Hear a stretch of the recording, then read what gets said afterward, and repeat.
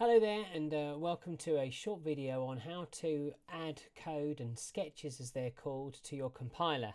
Now, the compiler is a program that sits on your computer and it talks to your Arduino or Heist board, whichever sort of small factor board you have. And it's very good at just transferring information, but there are some key details that you need to think about. So to start off with, open it up and make sure that you have everything that you need. So you've got your board, your mini board, and again, this can be an Arduino board or a Heist board. Typically they're known as Arduino Unos, that's the brand name, but other brands are available. Arduino is open source. And you also need a data cable. Now, this is my data cable.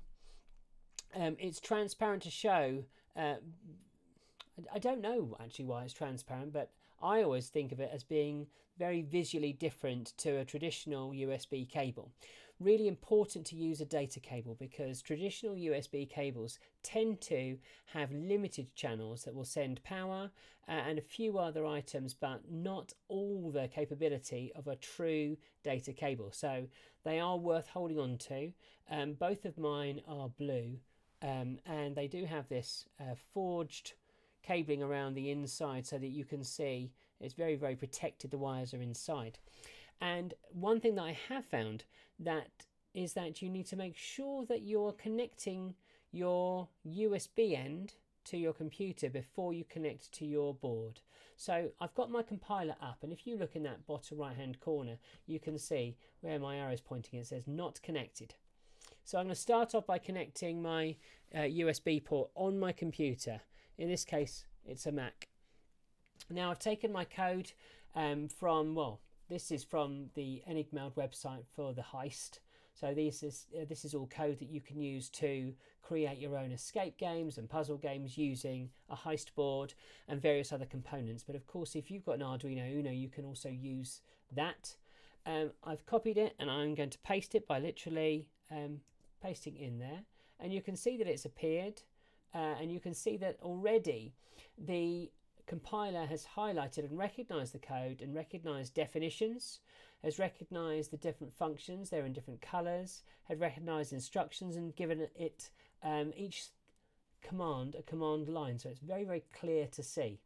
Now at the moment that is not going to transfer to my board, and I know that because it says it's still not connected down here.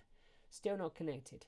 At the moment I've got it on the Arduino Uno and it's ready, and I'm going to change that, and you'll notice the change when I plug it in. So have a look down here because I'm going to plug it in, right?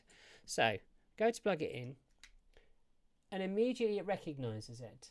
And if we go up to this button here now, it recognizes that on my computer it's on USB serial 240. Now, yours could be completely different. It probably is completely different. Mine, for example, is a Mac computer, but you might be using Linux or you might be using Windows. If you are hoping to use a Chromebook or an internet-ready computer, unfortunately it's not available at the moment. I'm using the Arduino IDE version 2.3.4 at the moment. Again, it's open source. I'll add a link in the description to where you can download this.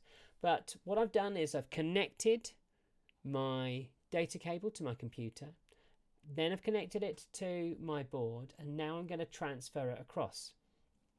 Two things happen when I transfer it. Firstly, it checks it for any errors.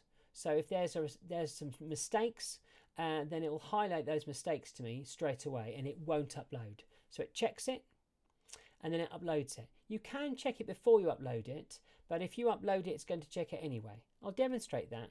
So I'm just going to get rid of that semicolon there. Okay, so there's a mistake. And I'm going to click on the tick. So it's going to verify the code. I read through it and it's found the mistake straight away. And it actually tells you what it's expecting to see. It's expecting to see, it says there, compilation error expected, semicolon before squiggly brackets token. So let's put that squiggly brackets semicolon demand there, and then let's verify it again. It's very happy now, and you can see it takes little to no time at all. It's almost instantaneous. Okay, let's go to upload it now, and again I can see that my board is connected At the bottom it's calling it an Arduino Uno. It's still connected, so I'm going to click on the upload button, which is this arrow, and what it does is it copies it and uploads it, and it's done uploading. So it's now working and it's on my board.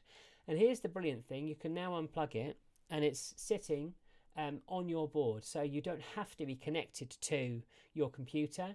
You can use, well, I use a power bank. You can use an ordinary power bank, or you can get 5-volt adapters, button battery adapters for your Unos, or you can get dedicated plugs that will plug in directly. So once your code, your sketch it's called, is on your board, they're incredibly portable, in fact versatile in that sense. So that's how we compile a code sketch and upload it to our board. Enjoy.